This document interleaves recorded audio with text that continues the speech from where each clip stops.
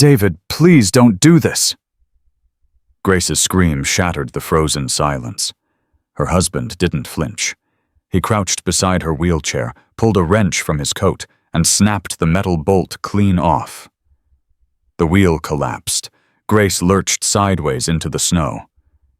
"You'll die quietly," David said, his voice flat as ice. "No one will hear you. No one will come." "Why, David, I loved you." "That's the problem." He stood brushing snow from his gloves. "You were never supposed to survive the accident, but the cold will fix that mistake." He walked away. The engine roared. Taillights vanished into white nothing, and Grace Mitchell was alone, paralyzed, freezing, abandoned by the man she trusted most. But half a mile away, a soldier and his dog had already caught her scent. "Before we continue, tell us where you're watching from. Drop your city in the comments. We love seeing how far these stories travel. If this moves you, hit subscribe and stay until the very end. Your support means everything." Grace Mitchell had learned to read her husband's moods the way sailors read the sky. After 6 years of marriage, she knew when a storm was coming. But today, David seemed calm. Too calm. "Where are we going?" she asked, as the SUV turned off the main highway onto a narrow forest road.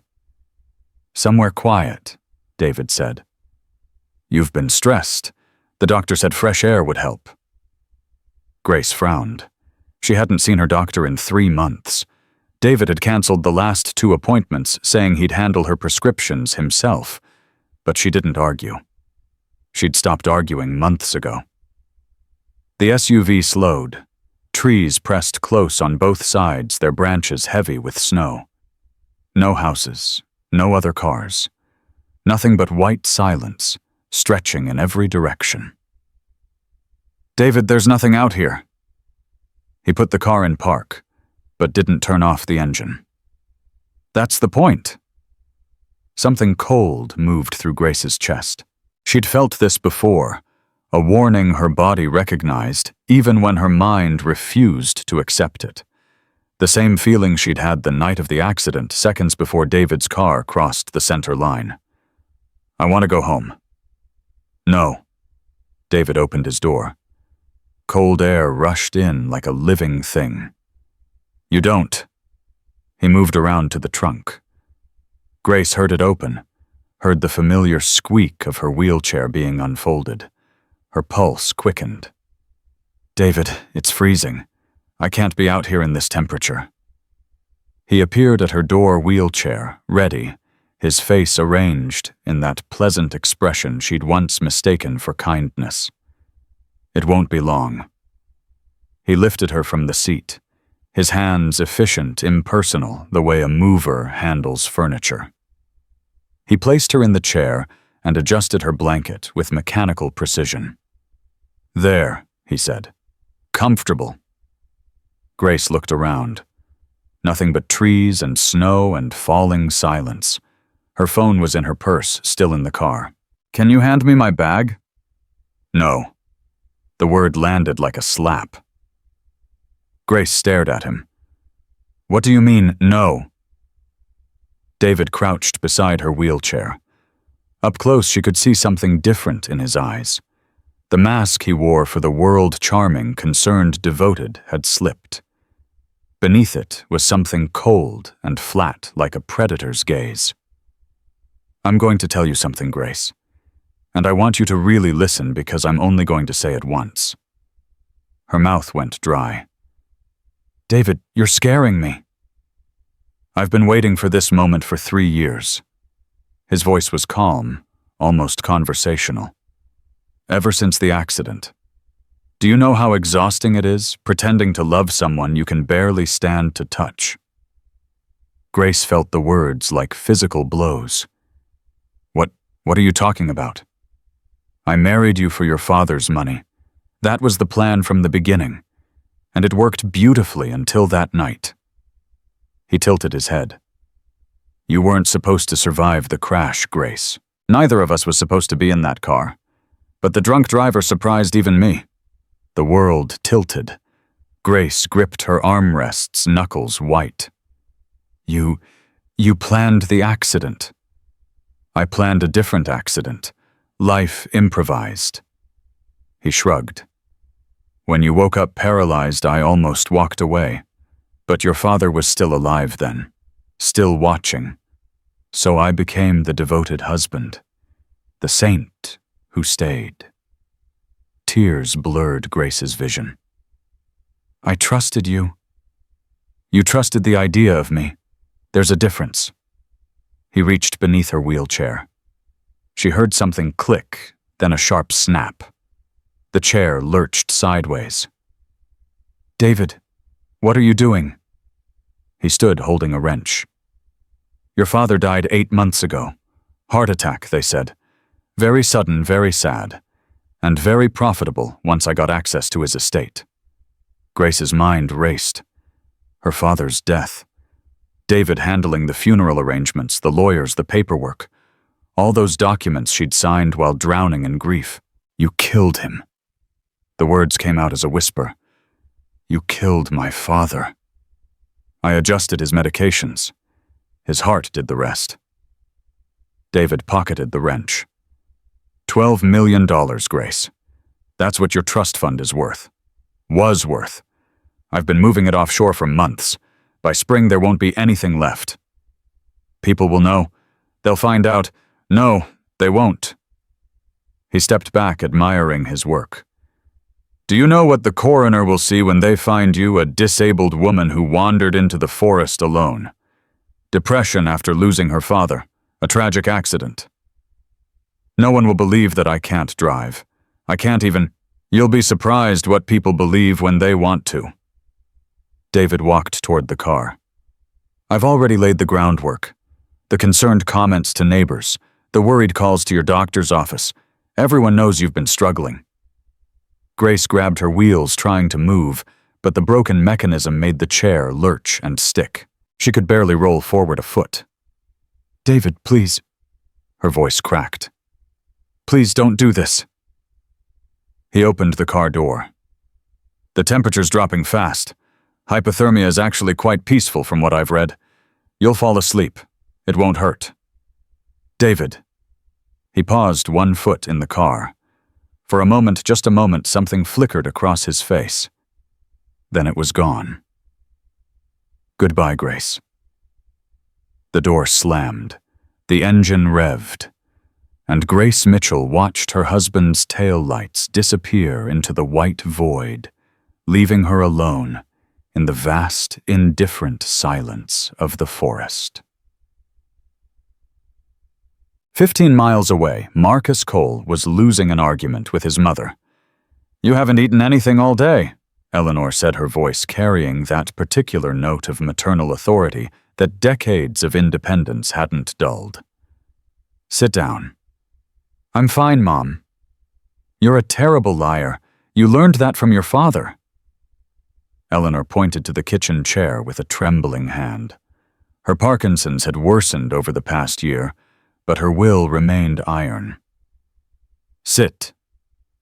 Marcus sat. At 38, he still couldn't refuse a direct order from Eleanor Cole. 12 years as a Navy SEAL, 3 combat tours, and his 71-year-old mother remained the only commanding officer he couldn't outrank. Shadow padded into the kitchen and settled at Marcus's feet. The Belgian Malinois was 8 years old, his dark coat flecked with gray around the muzzle, a piece of his left ear missing from the same IED blast that had ended both their military careers.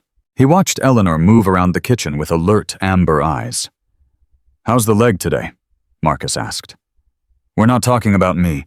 We're talking about you. Eleanor set a bowl of soup in front of him. You've been running yourself into the ground. 4 hours in the forest this morning, then chopping wood until your hands bled. Now you're planning to go out again. I'm fine. You said that already. Eleanor lowered herself into the chair across from him, wincing slightly. The nightmares are back. Marcus didn't answer. He didn't have to. Eleanor had been a nurse for 30 years. She could read symptoms the way he could read terrain. I heard you last night, she continued, her voice gentler now. Calling out for your team, for Rodriguez. The name hit him like a fist. Sergeant First Class Miguel Rodriguez. The best point man Marcus had ever served with. Dead now, along with 3 others because Marcus's intel had been wrong. Mom, I'm not asking you to talk about it. I know better. Eleanor reached across the table, her trembling hand finding his. I'm asking you to stop punishing yourself. Running until you collapse won't bring them back. Shadow lifted his head and whined softly, sensing the shift in Marcus's emotional state. Marcus dropped a hand to the dog's neck, finding comfort in the familiar warmth of his fur. I don't know how to stop, Marcus admitted quietly. I know, baby, I know. Eleanor squeezed his hand. Your father was the same way after Vietnam, carried his ghosts everywhere, but he found a way through. So will you. Marcus thought of his father, Henry Cole, who'd spent 30 years as a volunteer firefighter after the Marines who'd died 2 years ago, running into a burning house to save a family he'd never met. Henry had found his purpose. Marcus was still looking for his. Eat your soup, Eleanor said. Then take Shadow for his run. But come back before dark. There's a storm moving in. Marcus looked toward the window. The sky was already gray, heavy clouds pressing down like a weight. The forest would be quiet tonight. Cold. The kind of cold that made you feel like the only person left alive in the world. I'll be back in an hour, he said. You'd better be. I'm making your father's chili for dinner. Eleanor smiled, but her eyes held worry. Be careful out there. Grace couldn't feel her fingers anymore. She'd been trying to move the wheelchair for what felt like hours. The broken wheel caught on every rock, every root, every frozen rut in the ground.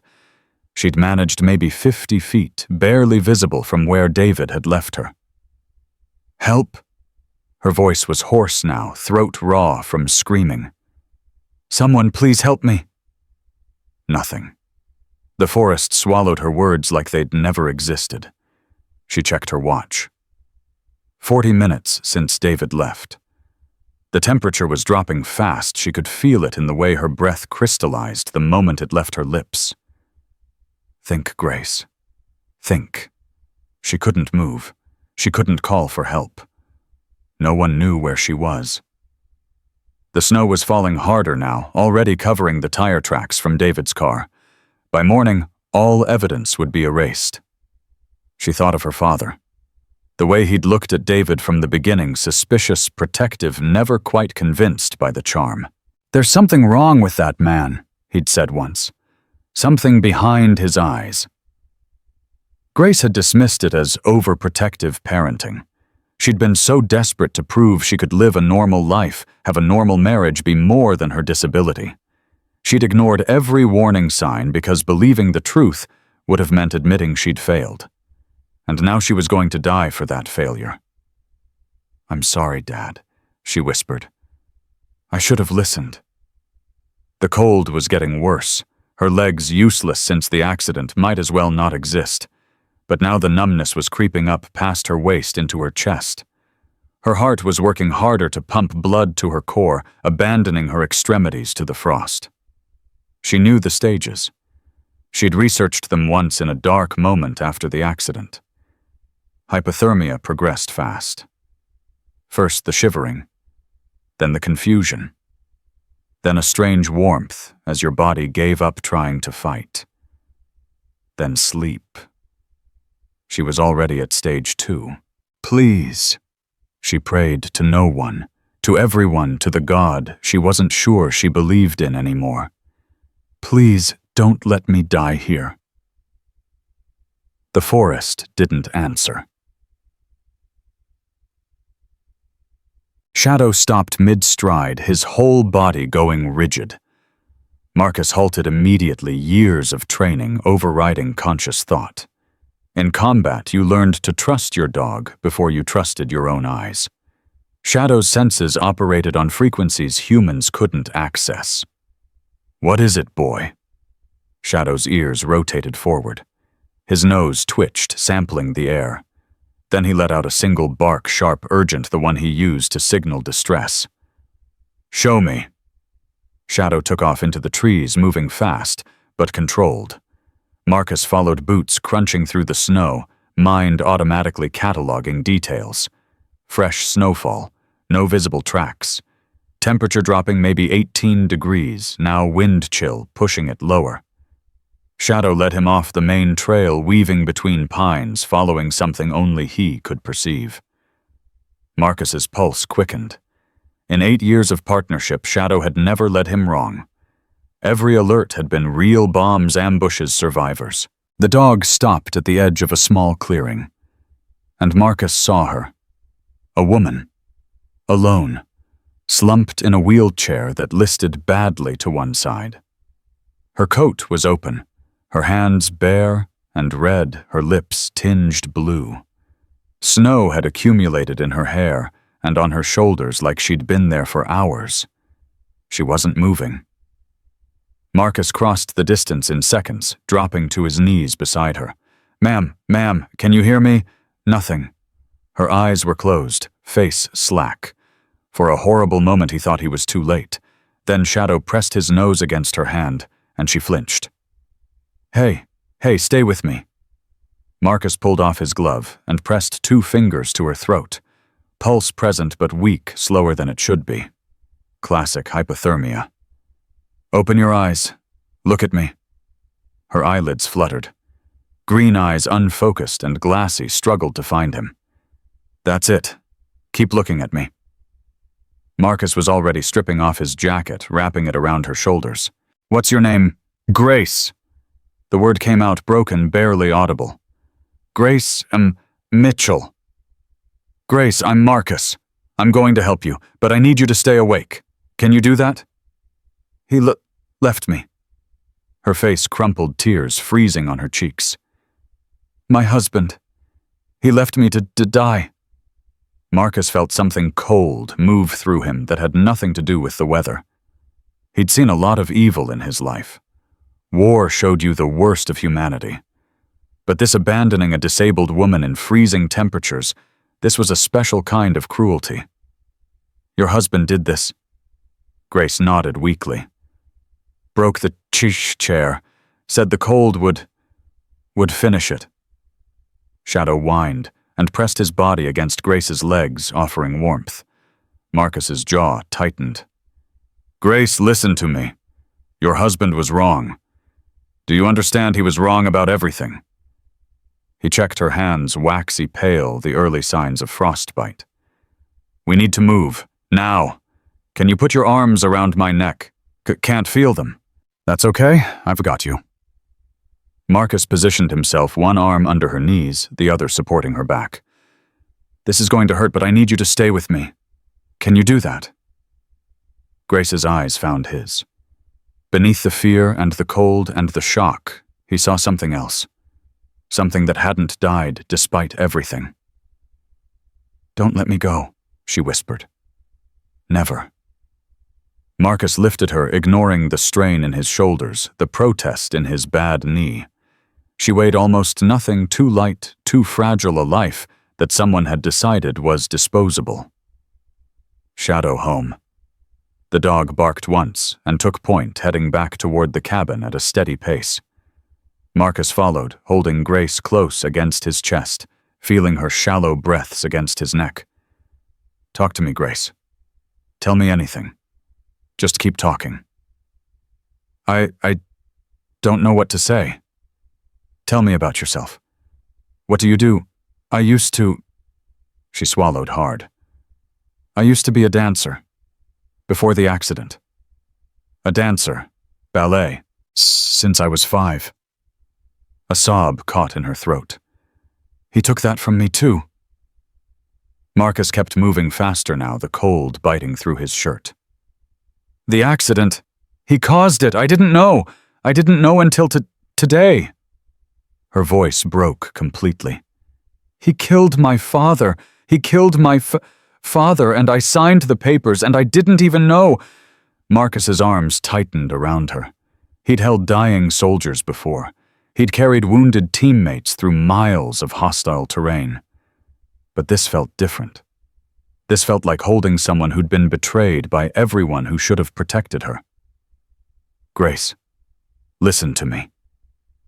He waited until her eyes met his. Whatever he did, whatever he took, you're still here. You survived. And I promise you he's not going to get away with this. How can you promise that you don't even know me? Marcus thought of his father, of Miguel Rodriguez, of every person he'd failed to save, of the endless loop of guilt that played in his head every night. Because I know what it looks like when someone needs saving, he said, and I know what it feels like when no one comes. I came, Grace. I'm here, and I'm not leaving. Eleanor heard shadows bark before she heard the door. She pushed herself up from her chair, ignoring the tremor in her hands, and moved toward the entrance. Marcus burst through carrying someone, a woman barely conscious, wrapped in his jacket. Mom, I need blankets. Warm water, not hot, and sugar. Eleanor didn't ask questions. 30 years of nursing kicked in like muscle memory. She gathered supplies, spread a blanket on the floor near the stove, and watched as Marcus lowered the woman carefully down. What happened? Hypothermia. Found her in the forest. Marcus's voice was steady, but Eleanor heard the undercurrent of rage. Her husband left her there to die. Eleanor's hands stilled for just a moment. Then she resumed her work, kneeling beside the woman, checking her pulse, her pupils the color of her skin. How long was she out there? I don't know. Too long. The woman's eyes opened. Green Eleanor noticed. Beautiful even through the glaze of shock. They focused on Eleanor's face with confusion, then recognition flickered. Mrs. Cole. Eleanor froze. Do I know you? I'm Grace Mitchell. A tear slipped down her temple. Thomas Mitchell's daughter. You knew my father. The name hit Eleanor like a physical blow. Thomas Mitchell. The man who'd stood in this very kitchen 15 years ago telling her that her son wasn't good enough for his daughter. The man whose words had carved shame into Eleanor's heart that she'd never fully healed from. But that man was gone. And this woman, this fragile, frozen, abandoned woman, was his daughter. His disabled daughter, whom he'd tried so hard to protect from the world that he'd pushed away everyone who might have truly loved her. Eleanor looked at Grace. At the fear in her eyes, the helplessness, the desperate hope that someone, anyone, would see her as worth saving. And Eleanor made a decision. You're safe now, she said softly, taking Grace's ice-cold hand in her trembling one. Whatever happened before, whatever comes next, you're safe in this house. Shadow lay down beside Grace, pressing his warm body against her side. Grace's face crumpled, and she began to cry deep, broken sobs that seemed to come from somewhere far below the surface. Marcus stepped back, giving her space, his eyes meeting his mother's across the room. Eleanor nodded once. A silent agreement.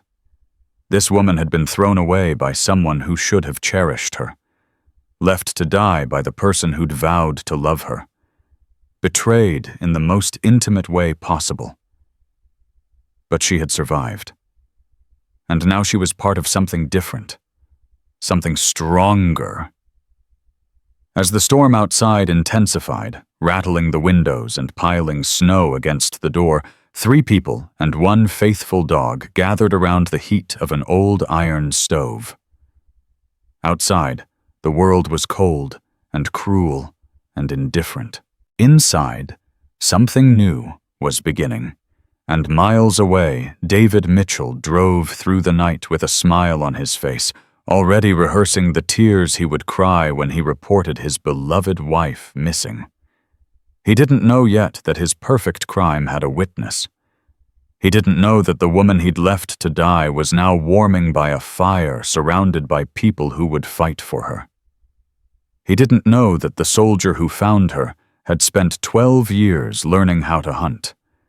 But he would learn. Soon enough, David Mitchell would learn.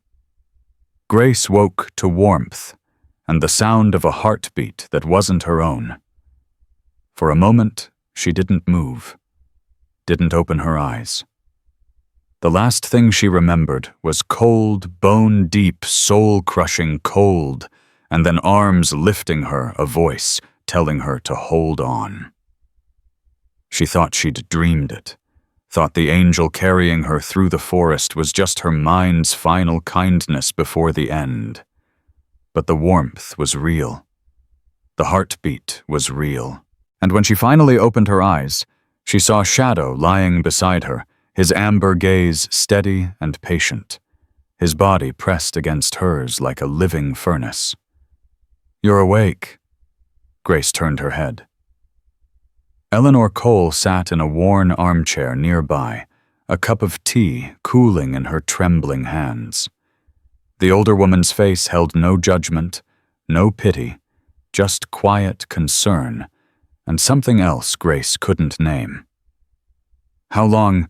Grace's voice came out as a croak. 12 hours. You scared us." Eleanor set down her tea and moved closer, her gait unsteady but determined. "How do you feel?" Grace took inventory. Her fingers ached, a good sign, meaning circulation had returned. Her chest felt heavy, but she could breathe. The bone-deep chill had faded to a manageable cold that seemed to live just beneath her skin. "Alive," she said finally. "I feel alive." "That's because you are." Eleanor's hand found hers, the tremor in her fingers somehow comforting rather than concerning. "My son doesn't fail missions. He said he'd save you, and he did." "Your son." Grace closed her eyes, remembering fragments. Strong arms, gray eyes, a voice cutting through the fog. "Never." "Marcus?" "He's outside. Been checking the perimeter every hour since he brought you in. Old habits." Eleanor paused. "He told me what happened. What your husband did."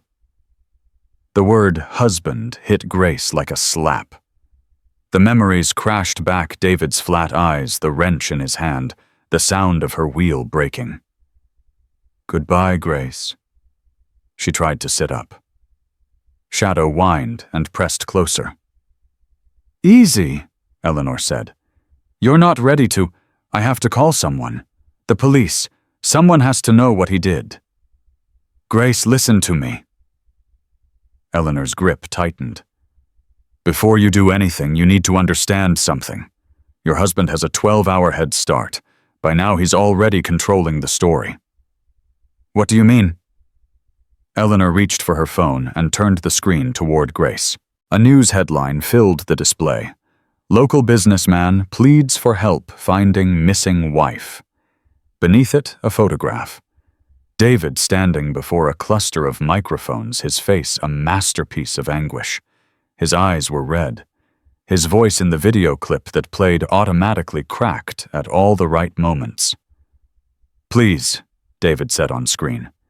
"If anyone has seen my wife, she's been struggling since her father's death. Depression, anxiety. I'm terrified she might have hurt herself." Grace felt her stomach turn. He's lying. He's standing there lying and everyone believes him. Of course they believe him. He's handsome, successful, sympathetic. And you're... Eleanor hesitated. "Disabled." Grace finished the sentence with bitter precision. "The fragile, broken wife who couldn't cope." "I was going to say absent. You're not there to tell your side. And until you are his version is the only one that exists. The front door opened. Cold air swept in, followed by Marcus. His face was wind-burned, his jaw tight with tension. When his eyes found Grace awake and alert, something in his expression shifted relief, maybe, or something deeper. "You're up. Thanks to you." Grace held his gaze. "I remember what you said. In the forest. That you weren't leaving. I meant it. Why?" The question came out sharper than she intended. "You don't know me. You don't owe me anything. Why risk your life for a stranger?" Marcus crossed the room and crouched beside her, putting himself at eye level. Shadow's tail thumped once against the floor. "Because I know what it's like to be left behind," Marcus said quietly. "I know what it's like when no one comes. And I swore a long time ago that if I ever had the chance to be the one who shows up, I'd take it." Grace's throat tightened. "He's telling everyone I'm suicidal, that I wandered off. By the time anyone finds the truth, then we give them the truth." Marcus glanced at his mother. "Did you tell her about Diana?" "I was getting there." Eleanor turned back to Grace. "Marcus has a friend. FBI Financial Crimes and Domestic Abuse Task Force. If what you're saying is true, if your husband really did all this, she can help." "If what I'm saying is true," Grace felt a flash of anger. "You think I'm lying. I think you're a woman I haven't seen in 15 years who just appeared in my son's arms half dead, claiming her husband tried to kill her." Eleanor's voice remained steady. "I believe you, Grace. But believing isn't enough. We need proof." Grace looked between them, mother and son, both watching her with careful intensity. She understood what they weren't saying. Her word against David's meant nothing. She was the disabled widow with a history of depression. He was the devoted husband with a perfect reputation. "I have proof," Grace said slowly. "Or at least I know where to find it." Marcus leaned forward. "What kind of proof?" "David keeps everything. Documents, records, emails. He's paranoid about being caught, so he never throws anything away." Grace's mind raced, piecing together fragments she'd never thought to question before. "There's a safe in his study. He thinks I don't know the combination, but I watched him open it once. He was drunk. Careless. What's in the safe? I don't know exactly, but I know he made me sign things. After my father died, when I was too broken to read what I was signing." Her voice hardened. "He told me it was estate paperwork. Routine stuff. I trusted him." Eleanor and Marcus exchanged a look. "If there's evidence in that safe," Marcus said, "I can get it. How David's probably there right now playing the grieving husband. He can't stay there forever. And when he leaves..." Marcus's jaw set. "I've spent 12 years going places I wasn't supposed to be." Grace shook her head. "It's too dangerous. If he catches you, he won't. You don't know him. You don't know what he's capable of." "I know exactly what he's capable of." Marcus's eyes were cold now, the warmth from moments ago replaced by something harder. "He left you to freeze to death. He killed your father. He spent years destroying your life from the inside." He paused. "I've faced worse, Grace. And I've never lost to anyone as soft as your husband." The words landed with absolute certainty. Grace stared at him, searching for doubt, for hesitation. She found none. "There's something else," she said quietly. "Something I didn't tell you before." Eleanor straightened. "What?" Grace's hands twisted in her lap. Shadow lifted his head, sensing the shift in her emotions. "My father, before he died, he tried to warn me. He said he'd found something. Something about David's finances, his real background. He was going to show me, but then..." She swallowed. "Then he had his heart attack, out of nowhere. No history, No warning. You think David killed him? I know David killed him. Grace's voice broke. He told me. In the forest when he thought I was going to die anyway. He said he adjusted my father's medications, made it look natural. The silence that followed was absolute. Eleanor pressed a hand to her mouth. Marcus stood slowly, his entire body rigid with barely contained fury. He confessed, Marcus said, to murder, to your face. He thought the cold would bury me along with the truth. Grace wiped her eyes. He was almost right. Marcus moved to the window, his back to them. When he spoke again, his voice was controlled, deliberate, the voice of a man who had learned to leash violence rather than unleash it. I'm calling Diana. Tonight. This isn't just attempted murder anymore. This is a homicide investigation. Will she believe me? Marcus turned. Diana owes me her brother's life. He served in my unit. I carried him 6 miles through hostile territory when everyone else said to leave him. He met Grace's eyes. When I tell her what happened to you, she won't just believe you. She'll make sure David Mitchell never hurts anyone again. The phone call happened within the hour. Grace sat wrapped in blankets, Shadow's head resting on her lap, while Marcus spoke in low tones to someone named Diana Reyes. She couldn't hear the words, only the cadence, questions, answers, long pauses, filled with invisible weight. When Marcus hung up, his expression had changed. The fury was still there, but beneath it now was something else. Purpose. Diana's opening a preliminary investigation. Quiet off books until we have enough to go official. He crouched before Grace.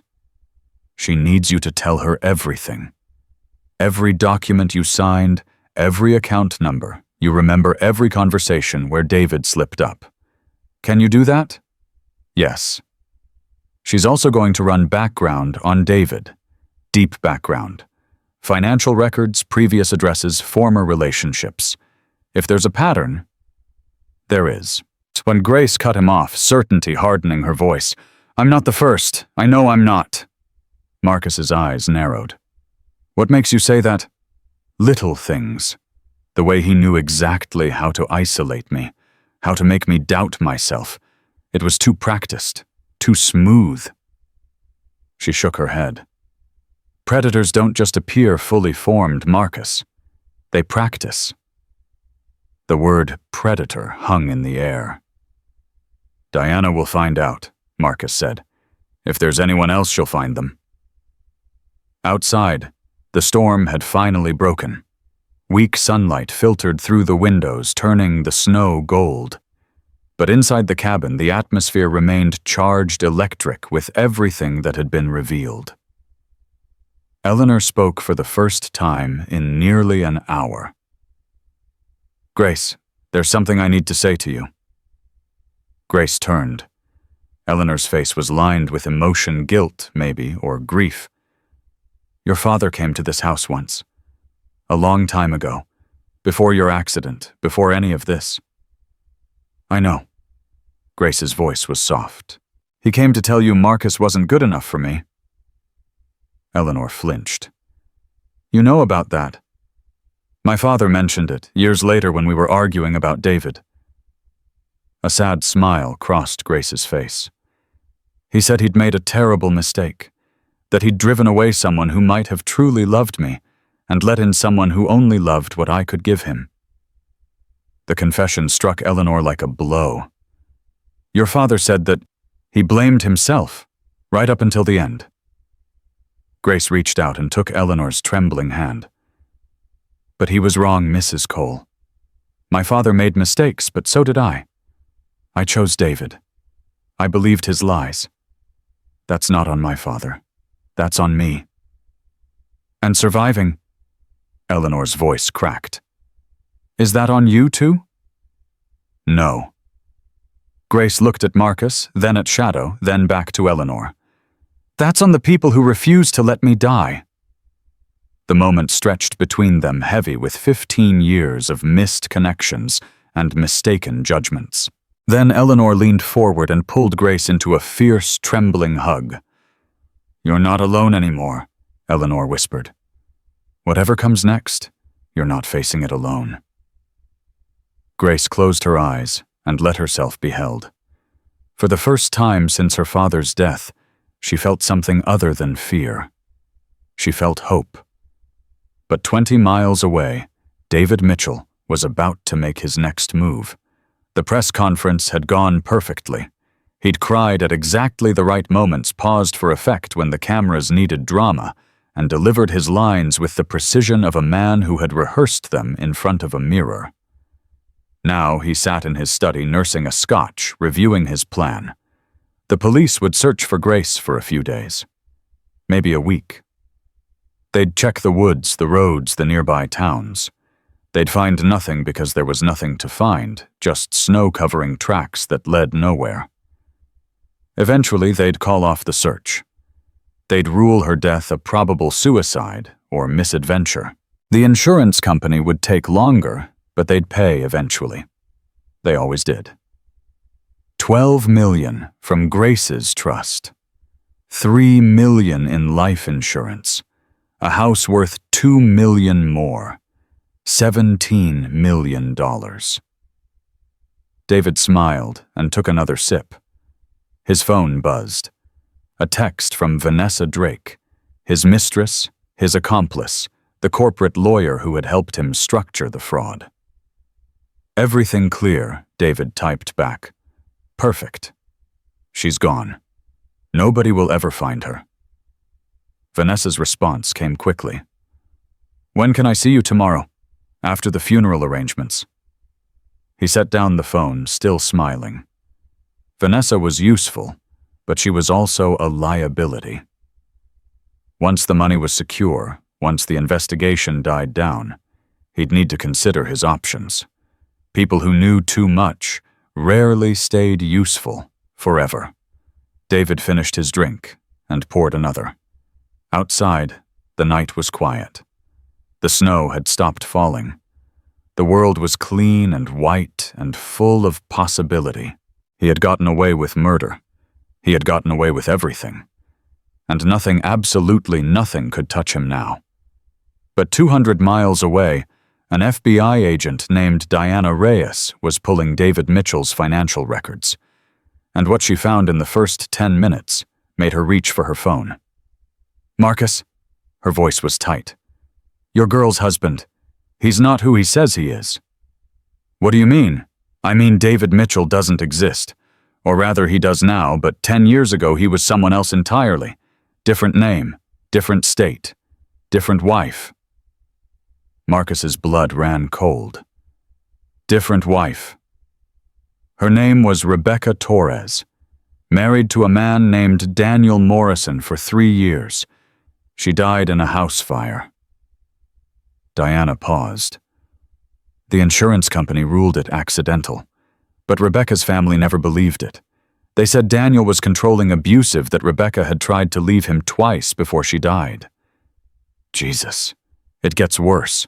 After the fire, Daniel Morrison disappeared. His Social Security number went dark. And 6 months later, a man named David Mitchell appeared in the system. New identity, new history, new hunting ground. Marcus gripped the phone so hard his knuckles went white. Grace was right. She's not the first. No. And if we don't stop him, she won't be the last. Back in the cabin, Grace slept fitfully, unaware that her husband's past was unraveling thread by thread. Shadow lay beside her, one ear raised, listening to sounds humans couldn't hear. And Marcus Cole sat by the window, watching the darkness, making plans. David Mitchell thought he had won. He was wrong. The hunt was just beginning. Diana Reyes arrived at the cabin before dawn. She was exactly as Marcus had described, tall, sharp-featured, with copper skin and dark hair pulled back in a severe ponytail. Her eyes moved constantly, cataloging details, assessing threats. She wore no makeup, no jewelry, nothing that would slow her down or give an enemy something to grab.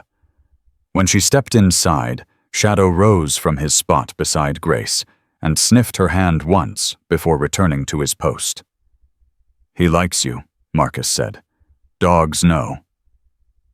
Diana turned to Grace, her expression softening slightly. "Mrs. Mitchell, I'm Special Agent Diana Reyes. I understand you've been through hell." Grace sat straighter. "I'm still going through it." "Then let's end it." Diana pulled a tablet from her bag and sat across from Grace. "I've spent the last 6 hours digging into your husband's background. What I found changes everything." "Rebecca Torres." Diana's eyebrows rose. "Marcus told you." "He told me enough." Grace's voice was steady, but her hands trembled in her lap. "There was someone before me. Someone who died." Rebecca Torres, 31 years old. Married to a man named Daniel Morrison for 3 years. She died in a house fire in their home in Arizona. Diana swiped to a photograph, a young woman with dark hair and a bright smile. The fire was ruled accidental. Faulty wiring. But her family never accepted that verdict. Grace stared at the photograph. Rebecca could have been her sister. Same build, same coloring, same trusting eyes. "He has a type," Grace whispered. "He has a pattern." Diana swiped again. Rebecca's family hired a private investigator after her death. He found inconsistencies. Daniel had increased her life insurance 6 months before the fire. He'd isolated her from friends and family. Sound familiar? Grace's throat tightened. Yes. The investigator also found that Daniel had a history of financial fraud under previous names. He'd been running variations of this con for over a decade. Find a vulnerable woman, earn her trust, drain her assets, eliminate her when she became inconvenient. "How many?" Marcus asked from the doorway. Diana met his eyes. "We've confirmed 3. Rebecca Torres, a woman named Sarah Chen in Oregon, ruled suicide, but her family disputed it, and a woman named Michelle Adams in Nevada, who disappeared entirely. Never found." Grace pressed a hand to her mouth. "Oh, God. Your husband isn't a con man, Mrs. Mitchell. He's a serial killer, and you're the first one who survived." The words hung in the air like smoke. Shadow whined and pressed closer to Grace's legs. Eleanor, who had been silent in the corner, let out a shaky breath. "What do we need to do?" Grace asked. Her voice was stronger now, hardened by fury. "We need evidence. Physical evidence that links David Mitchell to Daniel Morrison and both to these crimes." Diana leaned forward. "You mentioned a safe in his study. What else might be there?" "I don't know exactly. He was paranoid about keeping records. I always thought it was just business documents." "Show me where." Diana pulled up a floor plan on her tablet, the Mitchell estate obtained through property records. "Walk me through the house." Grace studied the layout, memories flooding back. The study where David spent his evenings. The master bedroom where she'd slept alone most nights. The kitchen where he'd prepare her medications with such careful attention. Adjusting them, she realized now. He was always adjusting them. "The safe is behind a painting in his study," Grace said, pointing. "There's also a filing cabinet in the basement.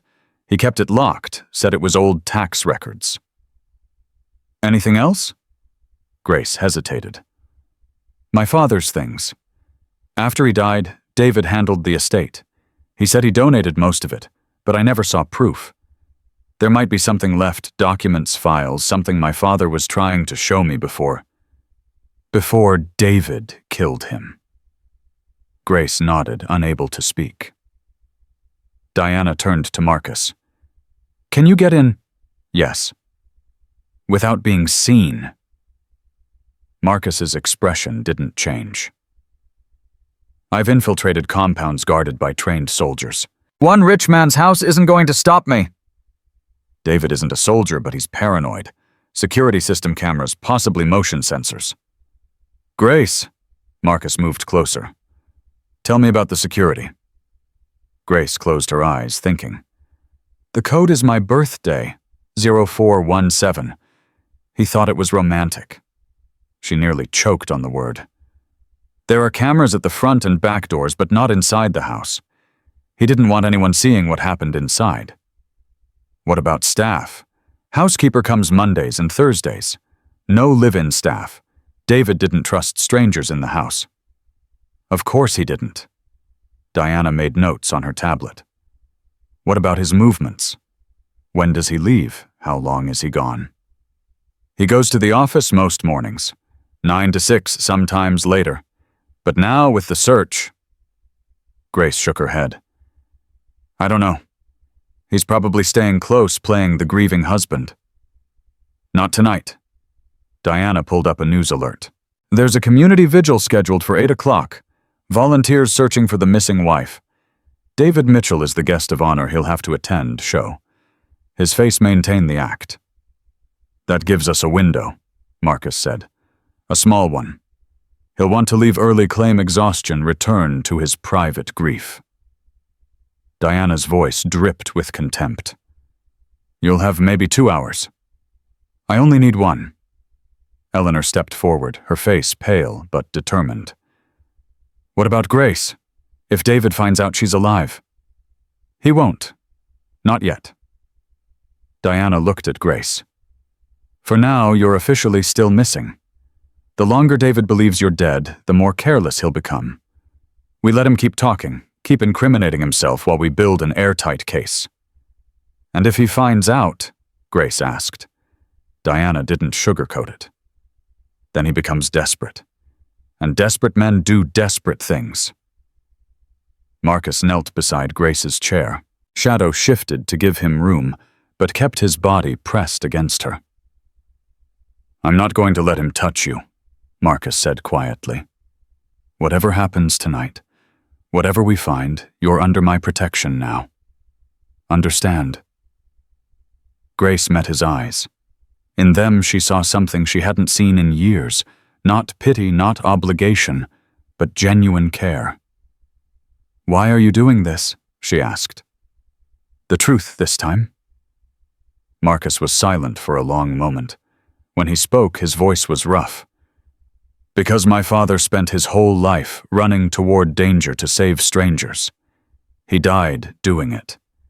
And for 2 years I've been asking myself if I inherited any of that courage, or if I just inherited the uniform. He took her hand gently, carefully, as if she might break. You're my answer, Grace. You're proof that I can still do something that matters. Grace felt tears slip down her cheeks. She didn't wipe them away. Then go get the evidence, she said, and make him pay for what he did.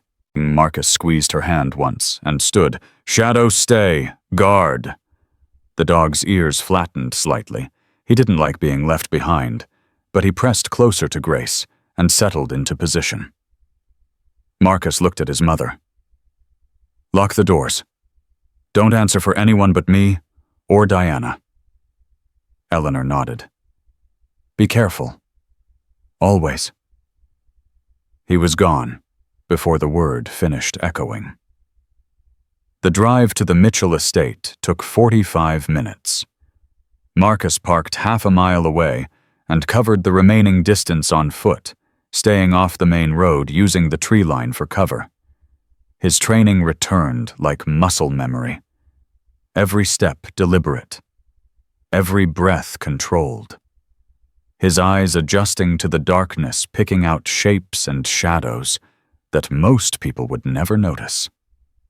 The house loomed ahead, all glass and stone, designed to impress rather than welcome. Lights were off, except for a single lamp in an upstairs window. Marcus circled the perimeter, 2 cameras, just as Grace had said. Both pointed at entry points, blind spots at the corners. Amateur hour. The security system was standard residential, good enough to stop burglars useless against someone with his training. He approached from the east side, staying below the camera's angle of coverage. The back door had a keypad. He punched in Grace's birthday. The light turned green. Inside the house was silent. Marcus stood motionless for 30 seconds, listening. Air conditioning hum. Clock ticking somewhere. Nothing else. He moved. The study was exactly where Grace had described. Dark wood leather furniture walls lined with books that had probably never been read. A portrait hung behind the desk, David and Grace on their wedding day. Marcus looked at the photograph. Grace's smile was genuine. David's wasn't. He'd seen that look before. On enemies. On predators. On men who wore human faces like masks. The safe was behind the portrait. Marcus lifted the frame and examined the lock. Digital keypad with biometric backup. He pulled a small device from his pocket, something Diana had supplied, capable of bypassing most commercial security systems. But biometrics were harder. He'd need the fingerprint. Grace had touched everything in this house. Her prints would be everywhere, on doorknobs, on glasses, on surfaces David hadn't bothered to clean. Marcus moved to the kitchen, found a drinking glass in the sink, pulled the print with a strip of tape. Back to the safe. The device read the print, processed it. The lock clicked open. Inside folders. Dozens of them. Marcus photographed everything: bank statements, transfer records, legal documents bearing Grace's forged signature. A flash drive labeled with initials he didn't recognize. A second phone, prepaid, the kind used for communications someone wanted to hide. He pocketed the flash drive and phone, then moved to the filing cabinet in the basement. The cabinet was older, secured with a simple key lock. Marcus had it open in seconds. What he found inside made his blood run cold. Medical records. Thomas Mitchell's complete file, prescriptions, dosages, doctor's notes. And beside them, receipts for medications that hadn't been prescribed. Medications that, in combination with Thomas's existing prescriptions, would cause cardiac arrest. David hadn't just killed Thomas Mitchell. He'd documented it. Marcus photographed everything, hands steady despite the rage building in his chest. This wasn't just evidence of murder. This was a trophy case. David had kept these records because he was proud of what he'd done. A sound from upstairs. Marcus froze. Footsteps. A door opening. He checked his watch. The vigil wasn't supposed to end for another hour. Either David had left early or, "I know you're here." The voice came from the top of the basement stairs. David Mitchell's voice, calm and pleasant, the same voice he'd used on television to beg for his wife's safe return. "I saw the camera footage on my phone. Motion sensor in the basement, one of the upgrades I didn't tell Grace about." A pause. "Come up slowly. I have a gun." Marcus weighed his options. He could wait David out, force a standoff, hope the man made a mistake. But that risked David calling the police, spinning a story about an intruder. All the evidence Marcus had gathered would become inadmissible, obtained illegally, fruit of a poisoned tree. There was only one play. Marcus climbed the stairs. David stood in the hallway, a handgun leveled at Marcus's chest. Up close, he was exactly as Grace had described, handsome, polished, every hair in place. His suit was immaculate, his expression mildly curious, like someone examining an interesting insect. "You're the one who found her," David said. "The soldier. She's alive." David's smile flickered just for a moment. Then it returned, broader than before. "Is she now? That's inconvenient." He tilted his head. "Where is she? Somewhere you'll never find her." "I doubt that." David gestured with the gun. "Empty your pockets. Slowly. Marcus complied. Phone, flash drive, photographs. David glanced at the items on the floor, and understanding dawned in his eyes. You've been in my safe. My files. His voice hardened. What did you find? Everything. Everything. David laughed, a cold, empty sound. You know what the beautiful thing about evidence is? It only matters if someone believes it. And who's going to believe a mentally unstable widow and some washed-up soldier over me? The FBI. For the first time, David's composure cracked. You're bluffing. Financial Crimes and Domestic Abuse Task Force. They've been building a case for 2 days. They know about Rebecca Torres, about Sarah Chen, about Michelle Adams. Marcus let the names land like blows. They know who you really are, Daniel. David's hand trembled. The gun wavered. That name doesn't exist anymore. Tell that to Rebecca's family. They've been waiting 10 years for justice. Shut up! David's voice cracked, the mask finally shattering. You don't know anything. You don't know what it takes to survive in this world, to take what you deserve. I know what it takes to be a man, Marcus said quietly. And you're not one. David's finger tightened on the trigger. And then Shadow came through the window. The dog had followed. Of course he had.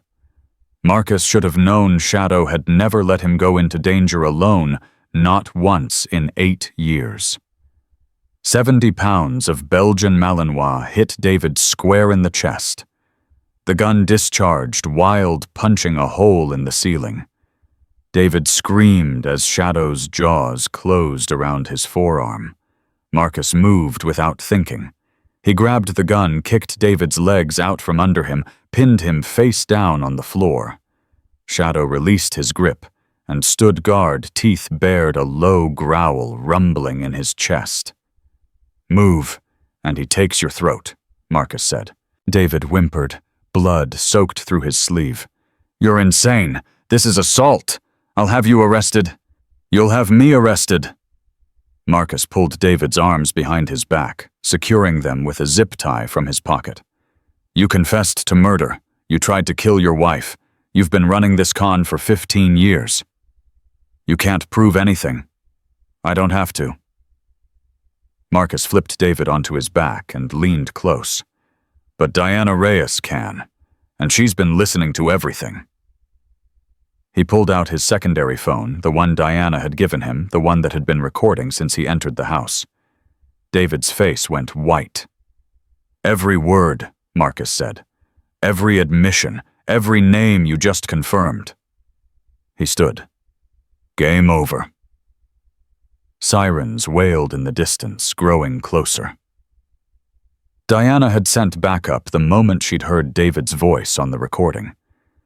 It had been a risk entering the house confronting a killer, but Marcus had known it was the only way. David would never have confessed without pressure.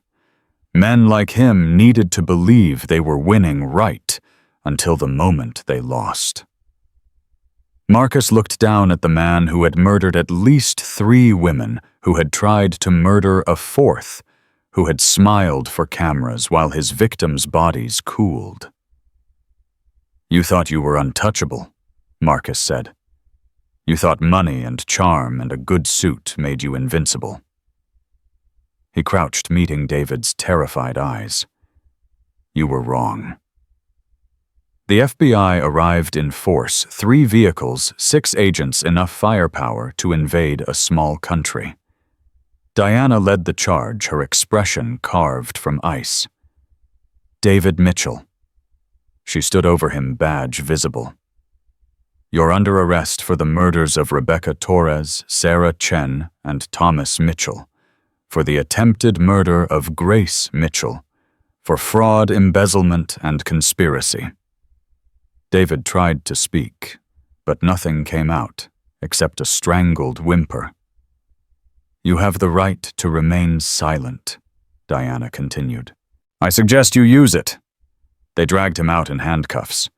Marcus stood in the ruined hallway, shadow pressed against his leg, and watched the red and blue lights paint the walls. His hands were shaking, adrenaline crash, the same thing that happened after every mission. But this wasn't a mission. This was justice. His phone buzzed. Grace's voice trembling with hope and fear. "Marcus, Diana called. She said it's over. She said you got him." "We got him. Is it true everything she said, every word? He's in custody. He's never going to hurt anyone again." Grace was silent for a long moment. When she spoke again, her voice was thick with tears. "Thank you. I don't know how to." "You don't have to thank me."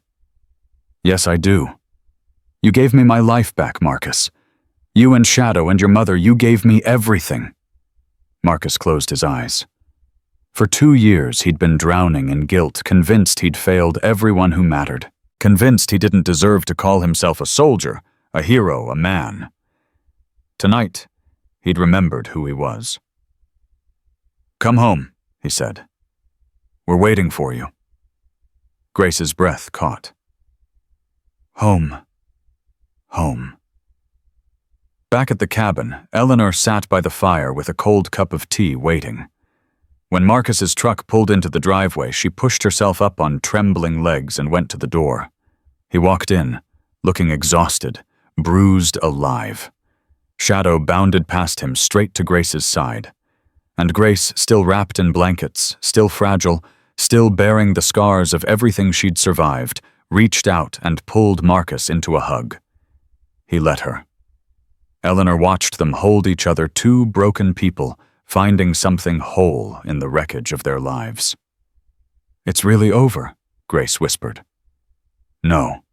Marcus pulled back just far enough to meet her eyes. "It's just beginning." The arrest made national news by morning. Grace watched the footage from Eleanor's living room, shadow pressed against her side, as reporters swarmed the courthouse steps. David Mitchell, or Daniel Morrison, as the Chirons now identified him, was led in handcuffs between two federal marshals. His perfect hair was disheveled. His designer suit was wrinkled. And his face, for the first time in 15 years, showed exactly what he was: terrified. "How does it feel?" Eleanor asked softly, handing Grace a cup of tea. Grace didn't answer immediately. She'd imagined this moment 1,000 times during the sleepless nights after David abandoned her. But now that it was happening, she felt something unexpected. Empty. "I thought I'd be happy," she said finally. "I thought seeing him like this would make everything better. And it doesn't bring my father back. It doesn't undo what he did to Rebecca, or Sarah, or Michelle." Grace set down her tea hands, trembling. "It doesn't give me back my legs or my trust or the years I wasted believing his lies." Eleanor settled into the chair beside her. "No, it doesn't. Justice rarely heals. It just stops the bleeding." Marcus appeared in the doorway, phone in hand. His expression was grim. "Diana needs you at the courthouse. Today." Grace's stomach dropped. "Already?" "The prosecutor wants to move fast. David's lawyer is already spinning, claiming illegal search, coerced confession entrapment." Marcus crouched beside her chair. "They're going to attack your credibility, Grace. Your mental health, your disability, everything they can use to make you look unreliable." "I know. Diana thinks your testimony could break the case wide open, but only if you're ready." Grace looked at him, really looked. The man who had carried her out of the forest, who had risked his life to gather evidence, who had looked at her wheelchair and seen a person instead of a problem. "I'm ready," she said. The courthouse was chaos. Reporters lined the steps, cameras flashing questions shouted over each other like competing sirens. Grace felt every eye turn toward her as Marcus pushed her wheelchair toward the entrance. "Mrs. Mitchell, Is it true your husband tried to kill you? Grace, how does it feel to know he murdered his previous wives? Did you suspect anything during your marriage? Marcus positioned himself between Grace and the press, his body a shield. Shadow walked on her other side, head high, alert to every threat. Don't engage, Marcus murmured. Just keep moving. But Grace stopped. She turned to face the cameras, her heart pounding so hard she could feel it in her throat. My name is Grace Mitchell, she said, her voice steady despite everything.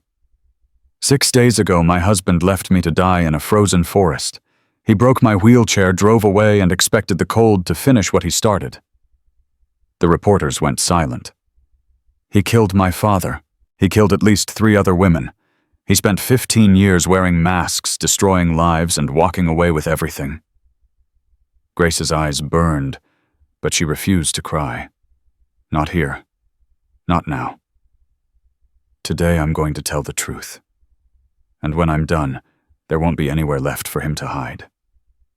She nodded to Marcus. He pushed her forward through the doors, into the heart of the battle.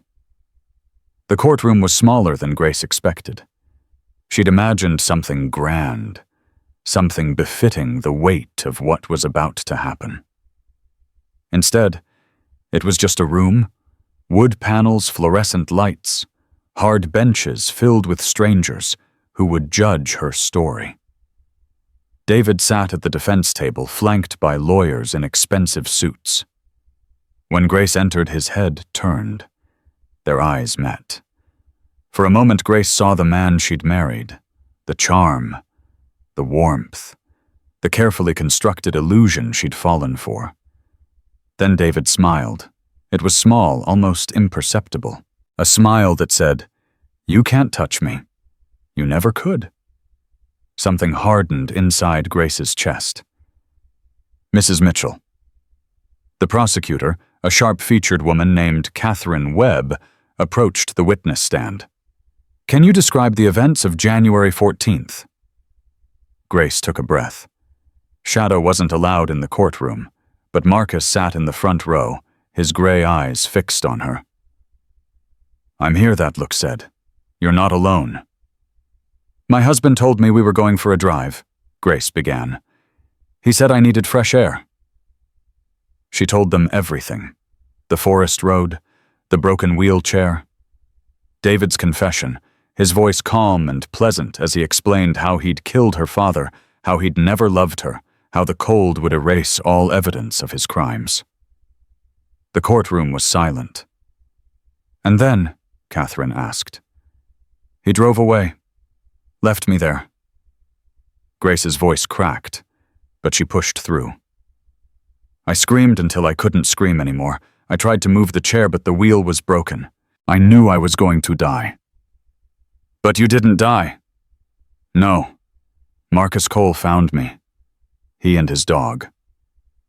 Grace looked at Marcus, something warm flickering beneath the pain. He carried me out of the forest. He saved my life. Catherine nodded.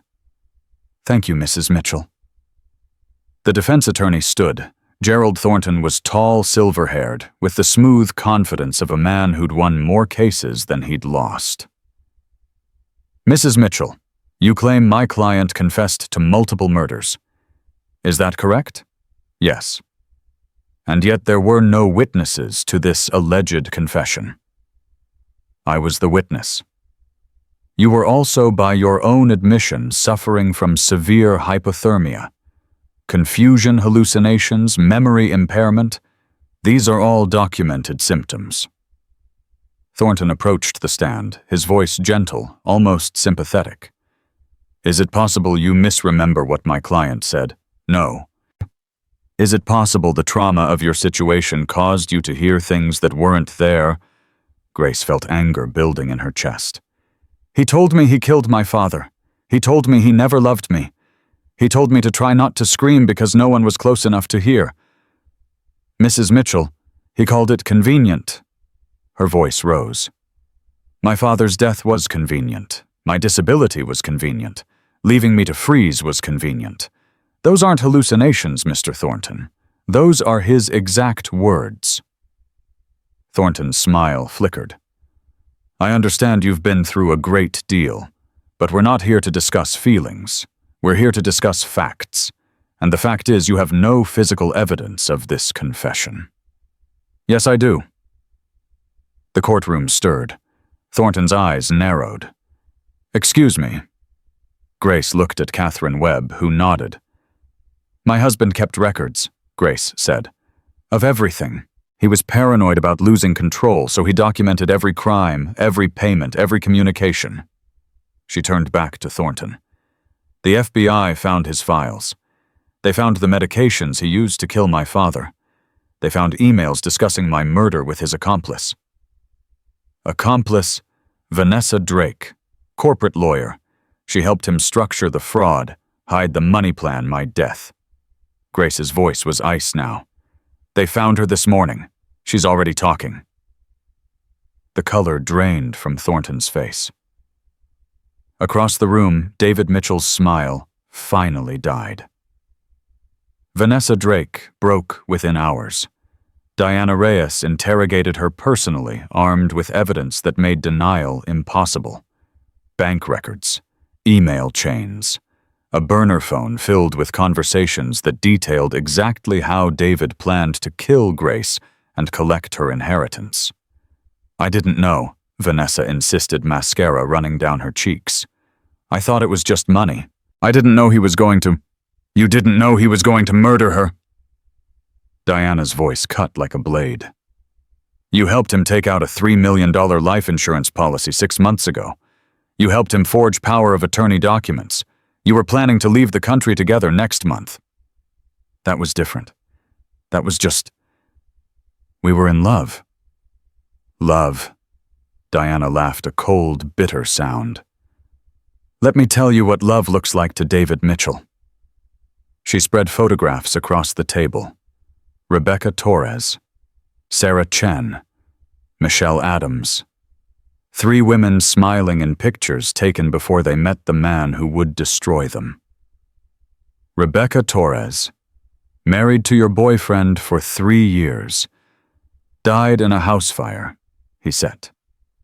Diana pointed. Sarah Chen, engaged to him for 8 months, ruled suicide, but her family found evidence of financial exploitation. Another photograph. Michelle Adams disappeared entirely. We're still searching for her body. Vanessa stared at the photographs, her face crumbling. You're not his partner, Ms. Drake. You're his next victim. Diana leaned forward.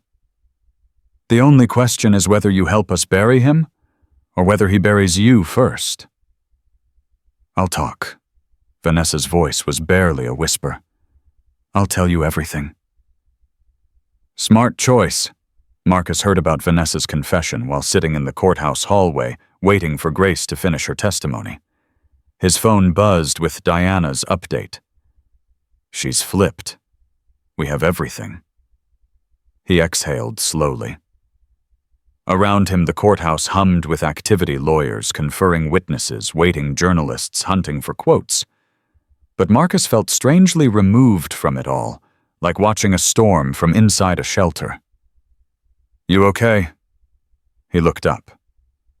Eleanor stood beside him, her hands steadier today than they'd been in weeks.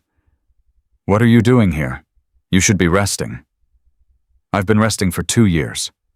She lowered herself onto the bench beside him. I wanted to see this. Wanted to see him face what he did. Marcus understood. His mother had her own reasons to hate David Mitchell, the man who had inherited Thomas Harrington's contempt for their family, who had married the woman Eleanor's son had once loved. Grace is strong, Marcus said. Stronger than anyone expected. Including herself. Eleanor smiled slightly. She reminds me of you, you know. Carrying wounds nobody can see, pretending everything's fine while falling apart inside. Mom, don't mom me, I know what I see. She took his hand, her grip firm despite the tremor. You saved her life, Marcus. But she's saving something in you, too. I've watched you this past week. You're coming back. The man you were before Rodriguez, before the nightmares, he's coming back." Marcus couldn't speak. "Don't lose this chance," Eleanor continued. "Whatever happens in that courtroom, whatever comes next, don't let fear steal what you've found." The courthouse doors opened. Grace emerged, pushed by a court officer, her face exhausted but triumphant. Marcus stood immediately. "How did it go?" The prosecutor rested her case. Defense is scrambling. Grace looked up at him, and for the first time since he'd found her in the forest, she smiled. "Diana says the judge is leaning toward denial of bail. He might be in custody until trial." "That's good." "It's better than good. It's justice." Grace's smile faded slightly. "But there's something else. Something Diana told me after I testified." "What?" "They found Michelle Adams." Marcus went still. "Where?" "Buried on a property David owned in Nevada, under a false name purchased 3 years before he married me." Grace's voice trembled. "She was 28 years old. She had a daughter." "Jesus." "Her family thought she abandoned them.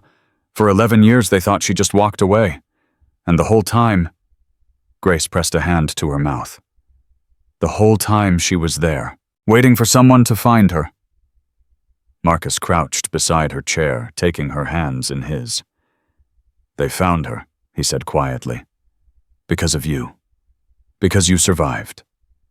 Because you fought. It doesn't feel like enough. It never does." He met her eyes. "But it matters. Every piece of truth you've told, every step you've taken, it matters. Michelle's family will have answers now. Rebecca's family, Sarah's family. They'll know what happened to the people they loved. And David will spend the rest of his life in a cell knowing exactly why he's there." Marcus squeezed her hands. "That's justice, Grace. It's messy, and it's painful, and it never brings back what we've lost. But it's real." Grace held his gaze for a long moment. Then she leaned forward and rested her forehead against his. "Thank you," she whispered. "For everything. Always." The trial lasted 3 weeks. Prosecutors presented evidence that painted David Mitchell as a systematic predator, a man who had spent 15 years targeting vulnerable women, gaining their trust, exploiting their assets, and eliminating them when they became inconvenient. Vanessa Drake testified against him, her voice flat and broken as she described their affair, their plans, the casual way David had discussed handling Grace like she was a problem to be solved, rather than a person. Rebecca Torres's family testified. Sarah Chen's sister testified. Michelle Adams's daughter, now 19 years old, with her mother's eyes testified about the years she'd spent believing her mother had abandoned her. And Grace testified 3 more times. Each appearance was harder than the last. The defense attacked her credibility, her mental health, her relationship with Marcus. They suggested she was a scorned wife seeking revenge. They implied she had fabricated evidence. They questioned every detail of her story. But Grace held firm. "You can call me crazy," she told the jury during her final testimony. "You can call me bitter, damaged, unreliable.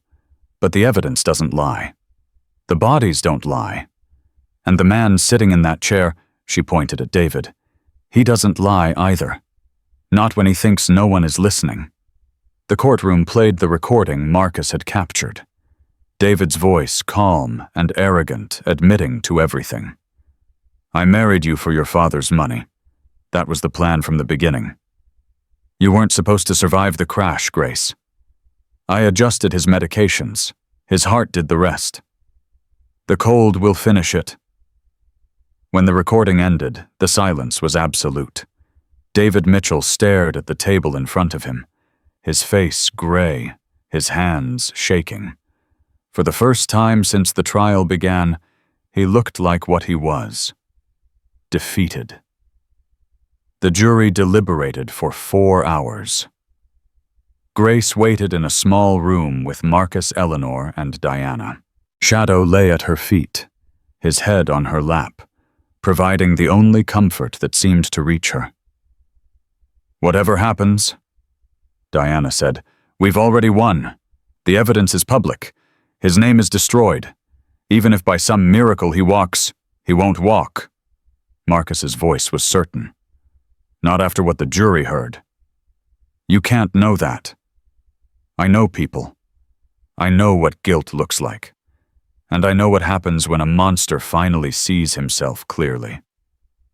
Marcus looked at Grace. "He's done. He knows it. The verdict is just paperwork." The door opened. A court officer appeared. "They're ready." The walk back to the courtroom felt like a mile. Grace's heart pounded against her ribs. Her hands gripped her wheelchair's armrests until her knuckles went white. Marcus walked beside her, Shadow on her other side. "Whatever happens," Marcus murmured, "I'm here." "I know." They entered the courtroom. The judge took his seat. The jury filed in. The forewoman stood. "On the count of first-degree murder in the death of Rebecca Torres, guilty." Grace's breath caught. "On the count of first-degree murder in the death of Sarah Chen, guilty." Eleanor gripped Marcus's arm. "On the count of first-degree murder in the death of Thomas Mitchell, guilty." A sob escaped Grace's throat. "On the count of first-degree murder in the death of Michelle Adams, guilty." The forewoman continued. "Guilty, guilty, guilty. Attempted murder, fraud, conspiracy. Every count, every charge, every crime David Mitchell had committed over 15 years of destruction." When she finished, silence filled the room. Then Grace heard something she'd never expected. David was crying. Not the polished, performative tears he'd shown to cameras. Real tears streaming down his face as the weight of his actions finally crushed him. "David Mitchell," the judge said, "you have been found guilty on all counts. Sentencing will occur in 30 days. The marshals approached. David stood on shaking legs, and as they led him past Grace's wheelchair, he stopped. "Grace," his voice was raw. "I'm sorry." She looked at him, this man she'd loved, trusted, given everything to. This man who had stolen her legs, her father, her faith in humanity. "No, you're not," she said. "You're sorry you got caught." David opened his mouth to respond. "Take him," the judge ordered.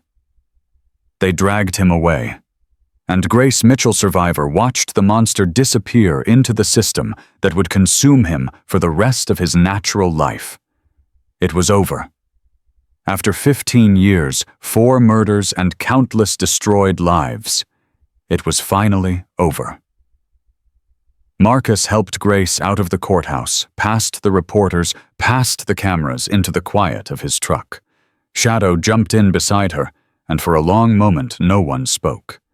Then Grace started laughing. It wasn't happy laughter, not entirely.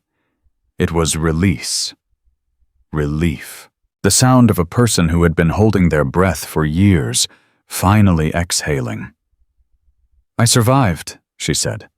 "He tried to kill me and I survived." Marcus took her hand.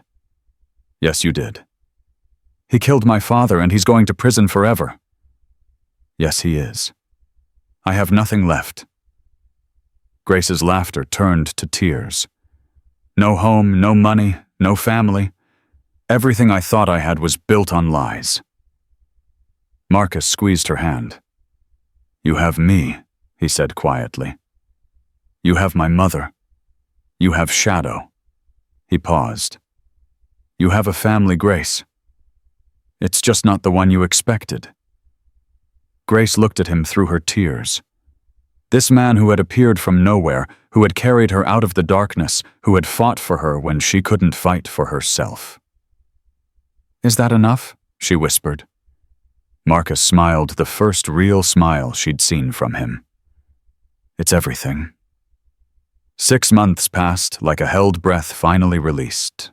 Grace stood at the window of her new apartment, small, modest, nothing like the mansion that had been her prison, and watched the first snow of the season drift down from a gray sky. The same kind of snow that had nearly killed her. The same cold that David had counted on to finish his work. But she was still here. Shadow padded over and pressed his nose against her hand. At 9 years old, his muzzle had gone almost completely gray, and he moved slower than he used to. But his eyes were still sharp, still watchful, still fixed on her, like she was the most important thing in the world. I know, boy, Grace murmured, scratching behind his ear. I'm okay. The door opened behind her. Marcus entered carrying groceries, his breath fogging in the cold air that followed him inside. Storm's coming, he said. They're saying 8 inches by morning. I heard. He set down the bags and crossed to her, standing close enough that she could feel his warmth. 6 months of this, of quiet mornings, and shared meals of learning each other's rhythms of healing together in ways neither had expected. You're thinking about it again, Marcus said. Always, this time of year. Grace leaned into him, her head resting against his shoulder. I keep waiting for it to stop. The memories, the fear. But they don't. They won't. Not completely. His arm wrapped around her. But they get quieter, I promise you that. Grace had learned to believe him about things like this. Marcus understood trauma in ways most people couldn't. He carried his own ghosts, Rodriguez, the team members who hadn't come home, the nightmares that still woke him some nights. But he'd taught her that survival wasn't about forgetting. It was about building something stronger than the thing that tried to break you. The sentencing is tomorrow, she said. I know. Diana called. She wants me there. Marcus pulled back slightly, searching her face. What do you want? Grace had been asking herself that question for weeks. Part of her never wanted to see David again. Part of her needed to watch the cell door close, needed to hear the judge speak the words that would lock him away forever. I want to be there, she said finally. I want him to see that I'm still standing. Then we'll go. Together. The courtroom was packed. Reporters filled the back rows. Victims' families sat in designated sections. Rebecca Torres's mother was there, a small woman with silver hair and eyes that held decades of unanswered questions. Sarah Chen's sister sat beside her, clutching a photograph. Michelle Adams's daughter, now understanding the full truth of what had happened to her mother, sat in the front row with a courage that made Grace's heart ache. Diana Reyes met them at the entrance. She looked tired. 6 months of building the most comprehensive case of her career had taken its toll, but her eyes held quiet satisfaction. He's going away forever, Diana said. The prosecutor's asking for 4 consecutive life sentences, no possibility of parole. Will the judge agree? After what that jury heard, after the evidence we presented. Diana's smile was sharp. He doesn't have a choice. Marcus pushed Grace's wheelchair to the front of the gallery. Shadow walked beside them, his presence a small violation of courtroom rules that no one seemed willing to challenge. When Grace looked up, she found Rebecca's mother watching her. The older woman crossed the aisle and knelt beside Grace's chair. You're the one who survived, she said. Grace nodded, unable to speak. Thank you. Rebecca's mother took Grace's hand, her grip surprisingly strong. For 10 years I thought I was crazy. Everyone said it was an accident. Everyone said I needed to move on. But I knew, a mother knows. Tears slipped down her weathered cheeks. You gave me my daughter back. You gave me the truth. I'm sorry it took so long. It didn't take long. It took exactly as long as it needed to. The woman squeezed Grace's hand. God puts us where we need to be, even when we can't see the reason. You were supposed to survive that forest. You were supposed to find that soldier. And we were supposed to be here today, watching justice finally arrive. Grace couldn't respond. The tears came too fast. The judge entered.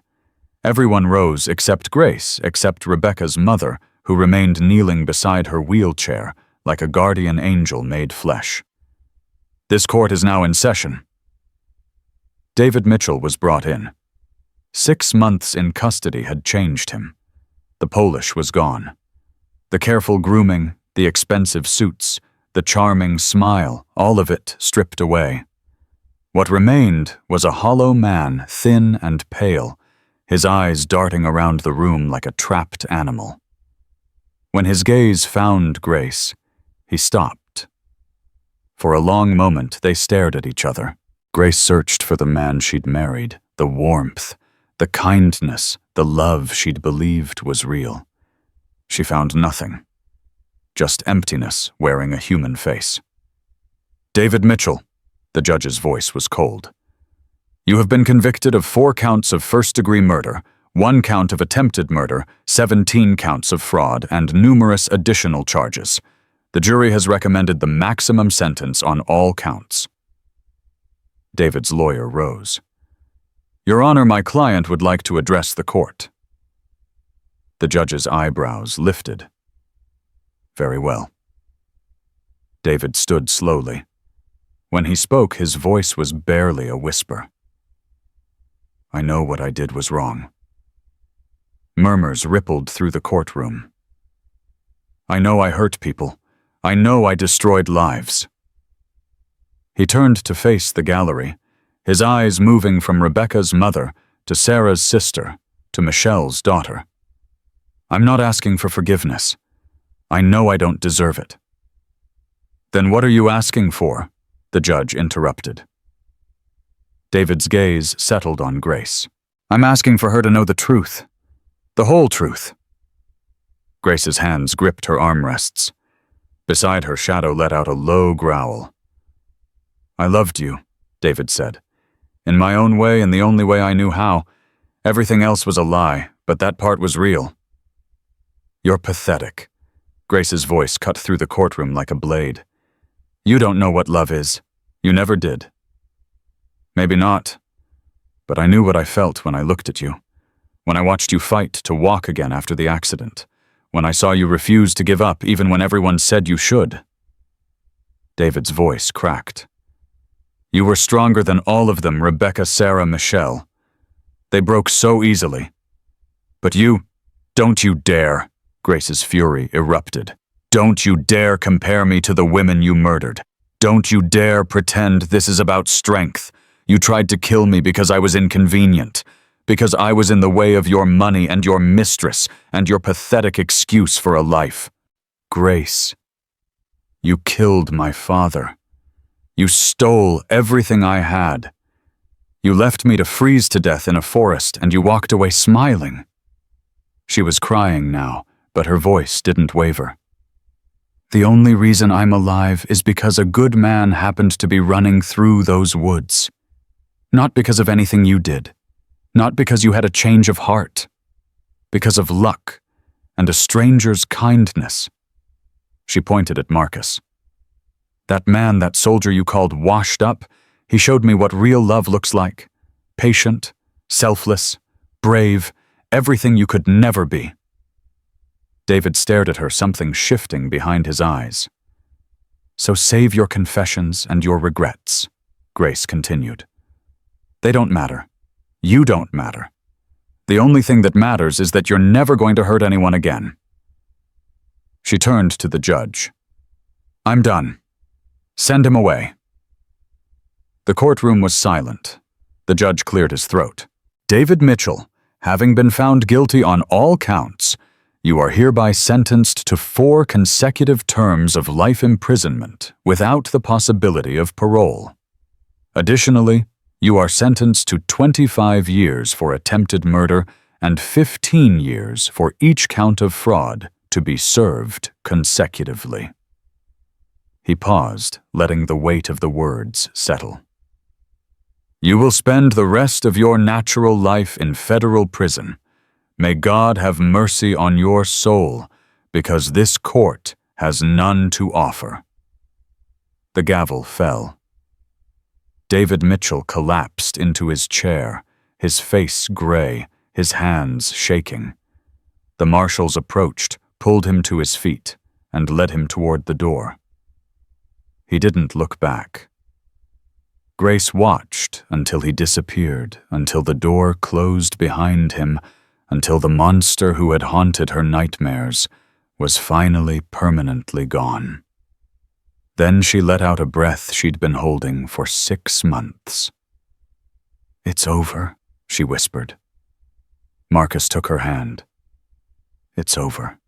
Rebecca's mother embraced her. Sarah's sister embraced her. Michelle's daughter, 19 years old, finally knowing the truth about her mother's death, held Grace so tightly it almost hurt. And Grace Mitchell, survivor, finally let herself believe it. It was really, truly over. Spring arrived like a promise kept. Grace had spent the winter in physical therapy, pushing herself harder than her doctors recommended, driven by a determination that bordered on obsession. She wanted to walk. Not for anyone else, not to prove anything to the world that had doubted her, but for herself. For the woman she'd been before David, before the accident, before everything. The progress was slow. Agonizing. Some days she gained an inch. Other days she lost a foot. But she never stopped. Marcus was there for every session. He didn't push, didn't coddle, didn't treat her like she was fragile.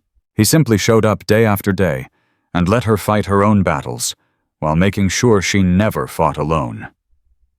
"Again," the therapist said.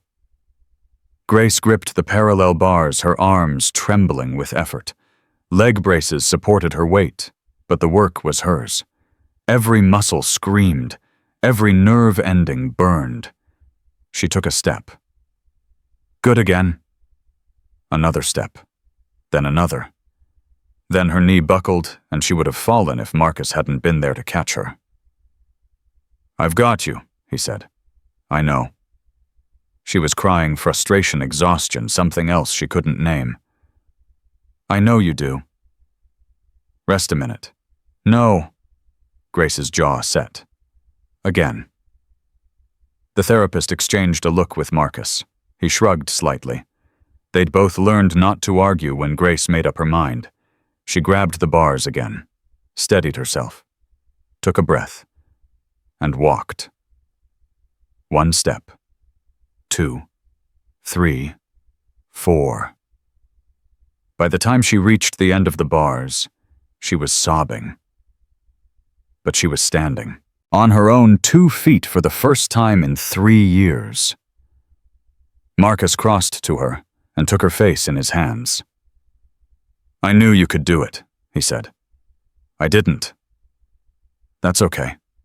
I knew enough for both of us." He kissed her.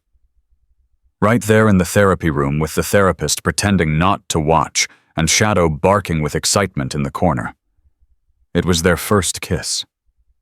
It wouldn't be their last. The wedding happened on the anniversary of Grace's rescue. It wasn't planned that way, Eleanor had suggested it, and Grace had hesitated at first. That date carried so much weight, so much darkness. Did she really want to tie her marriage to the worst night of her life? But Marcus understood. "It's not about the darkness," he said. "It's about what came after. The day I found you was the day everything changed, for both of us." So they chose January 14th. The ceremony was small. Eleanor insisted on officiating. She'd gotten certified online, refusing to let anyone else have the honor. Diana served as a witness. Shadow sat at the altar, his graying muzzle resting on his paws, his amber eyes fixed on the 2 people who had become his world. Grace walked down the aisle, not in a wheelchair, not with crutches. With leg braces and a cane, moving slowly but steadily, every step a victory over everything that had tried to destroy her. When she reached Marcus, he was crying. "You're walking?" he whispered. "I told you I would." "I know, but seeing it," he shook his head. "You're a miracle, Grace." "No," she took his hands. "I'm just stubborn." Eleanor cleared her throat, her eyes suspiciously bright. "We are gathered here today to celebrate the union of two people who found each other in the darkest possible circumstances and chose to build something beautiful from the wreckage." She paused, looking at her son, then at Grace. "Marriage isn't about perfection. It's about showing up day after day, even when it's hard, even when you're scared, even when the world tries to tear you apart. It's about choosing each other over and over until choosing becomes as natural as breathing." Marcus squeezed Grace's hands. "Marcus," Eleanor continued, "do you take Grace to be your wife? Do you promise to love her, protect her, and stand beside her for all the days of your life?" "I do." "Grace, do you take Marcus to be your husband? Do you promise to love him, trust him, and build a life with him for all the days of your life?" Grace looked at this man, this soldier, this rescuer, this unexpected gift, who had appeared from nowhere and given her everything. "I do." "Then by the power vested in me by the internet and the state of Montana, I pronounce you husband and wife." Eleanor smiled through her tears. "Marcus, kiss your bride." He did. Shadow barked, and Grace Mitchell became Grace Cole, carried not by a wheelchair, but by the strength she had found in herself. The Mitchell-Cole Foundation opened its doors 1 year to the day after David's sentencing. Grace had spent months planning it, converting a warehouse near the town center into a community space for survivors of domestic abuse. There were counseling rooms and legal aid offices, support groups, and job training programs. Everything she wished she'd had when David was isolating her. Everything that might have saved her sooner if it had existed. The ribbon-cutting ceremony drew hundreds of people. Diana Reyes came from Washington. Rebecca Torres's mother came from Arizona. Sarah Chen's sister came from Oregon. Michelle Adams's daughter, now 20 years old, thriving in college, finally at peace with her mother's memory, came from Nevada. They stood together on the steps of the foundation, a family forged not by blood, but by survival. "This building is for everyone who was ever told they were worthless," Grace said into the microphone. "Everyone who was made to feel small. Everyone who lost themselves in someone else's lies." She looked at Marcus, standing in the crowd with Shadow at his side. "I was left to die in a frozen forest by a man who was supposed to love me. I survived because a stranger refused to walk away. And I'm standing here today because I learned something that took me 34 years to understand." She paused, letting the words find their weight. "We are not defined by the people who hurt us. We are defined by how we choose to live after." The crowd erupted in applause. That night, Grace sat on the porch of the cabin. Their cabin, now the place where she'd been saved. The place where she'd fallen in love and watched the stars emerge one by one. Shadow lay at her feet, his breathing slow and steady. He was 11 now, ancient for a dog who had lived as hard as he had. The vet had warned them he wouldn't last much longer. But Shadow didn't seem to care about timelines. He stayed day after day as loyal in his final season as he'd been in his first. Marcus sat beside her, his hand resting on her knee. "What are you thinking?" he asked. "I'm thinking about the forest, about that night." "Still, always, but it's different now." Grace turned to him. "When I was lying in that snow dying, I prayed for someone to find me. I didn't believe anyone would come. I thought I was going to die alone, and no one would ever know the truth." "But you didn't." "No, I didn't." She reached down and stroked Shadow's head. "You came. Both of you. And everything after the trial, the foundation, none of it would exist if you hadn't run through those woods that night." Marcus was quiet for a moment. "I almost didn't go," he admitted. "I was tired. I was cold. I almost stayed home." "What changed your mind?" "Shadow."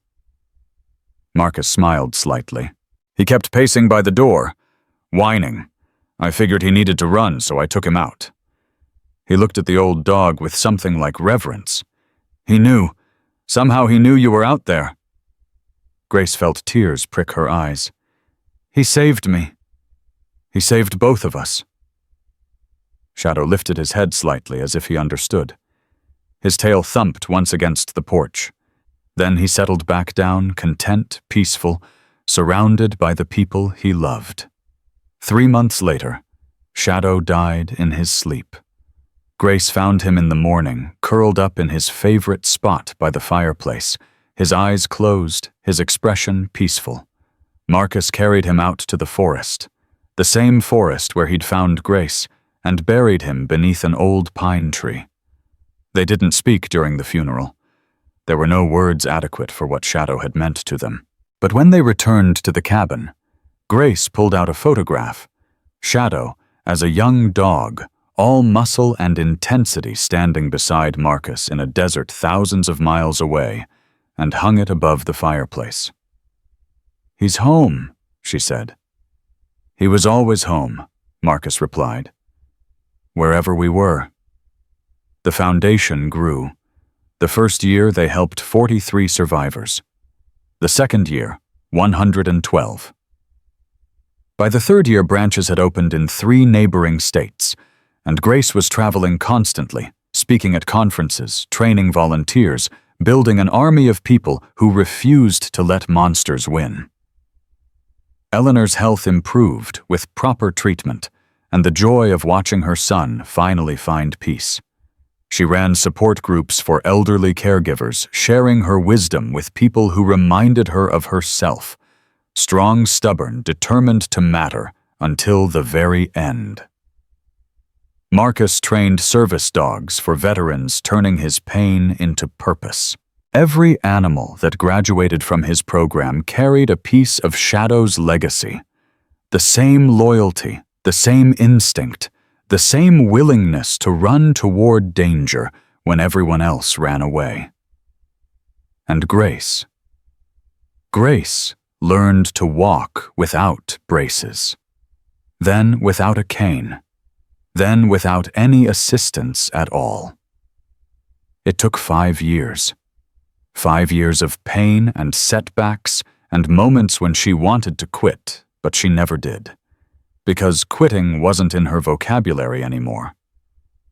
On the 5-year anniversary of the foundation's opening, Grace stood before a crowd of 500 people, survivors, volunteers, donors, friends, and spoke without notes. Someone asked me once what I would say to David if I could see him one more time, what I would want him to know. She paused. I thought about it for a long time, all the things I could tell him, all the anger I could express, all the ways I could make him understand what he did. Her eyes swept the crowd, finding Marcus in the front row, finding Eleanor beside him, finding all the faces of people who had become family. But here's what I realized. David Mitchell doesn't deserve my words. He doesn't deserve my anger. He doesn't deserve to occupy any space in my mind, my heart, or my story. She straightened, standing tall. So instead, I'll say this to you. To everyone who's ever been broken and rebuilt, who's ever been left behind and found, who's ever been told they weren't enough and chose to prove the world wrong. Her voice rose clear and strong. You are not what happened to you. You are what you choose to become. And the people who tried to destroy you, they don't get to write your ending. Only you can do that. The applause washed over her like a wave. And Grace Cole, survivor advocate, wife, warrior, smiled, because she knew now with absolute certainty that her story was far from over. It was just beginning. That night, Grace and Marcus sat together on their porch, watching snow fall softly over the forest. A new dog, a rescue named Hope, trained by Marcus himself, lay at their feet, her head resting on Grace's shoe. 5 years, Grace said. 5 years. Do you ever wonder what would have happened if you hadn't found me? Marcus shook his head. I don't wonder. I know. I'd still be lost, still drowning in guilt, still running through those woods trying to outpace my own ghosts. And now. He turned to her, his gray eyes soft with something that looked like peace. Now I'm home. Grace leaned into him, feeling his warmth, his strength, his unwavering presence. Me too. Above them, the stars burned cold and bright. Below them, the forest stood silent and watchful keeper of secrets and witness to miracles. And somewhere in that forest, beneath an old pine tree, a faithful soldier rested at last, having completed the most important mission of his life. He had brought 2 lost souls together. He had given them a reason to survive. He had shown them that even in the darkest winter, hope can find a way. And that is how a woman left to die became a woman who chose to live, carried out of the cold, not by luck but by love, not by chance but by courage, not by a miracle but by a soldier and his dog who refused to let the darkness win.